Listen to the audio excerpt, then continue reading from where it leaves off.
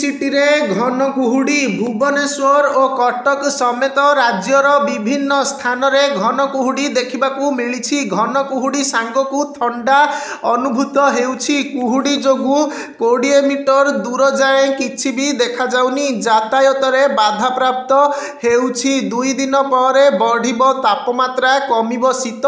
2 दिन जाए सर्वनिम्न तापमात्रा रे कौनसी परिवर्तन हेबो नाही। 2 दिन पर 2 ରୁ 4 डिग्री सेल्सियस पर्यंत तापमात्रा वृद्धि पाइब। तेणु शीतर प्रकोप ह्रास पाइब बोली पूर्वानुमान करिछि आंचलिक पाणीपाग विज्ञान केन्द्र। राज्य रे एबे शीतलहरी जारी रहिथिबा बेले थरुछि आभ्यंतरीणरू उपकूल ओडिशा। एभली शीत आहुरी 2 दिन जाए लागी रहिब। विभिन्न स्थान रे कुहुड़ी जोगु जनजीवन अस्तव्यस्त होइछि। 13 तारीख जाए घन कुहुड़ी नहीं सतर्कता रहिथिबा बेले सुंदरगढ़, ढेंकानाल, अनुगुल, कंधमाल और कोरापुट रे कुहुड़ी नहीं येलो वार्निंग जारी करिछि पाणीपाग विज्ञान केन्द्र।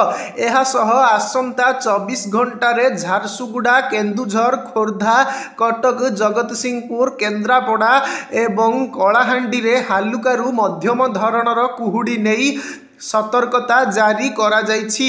सेहिपरि आसंता काली कोरापुट, कंधमाल, अनुगुल, ढेंकानाल, संबलपुर और सुंदरगढ़ रे घन कुहुड़ीर दृश्य को नहीं येलो वार्निंग जारी करिछि पाणीपाग विभाग।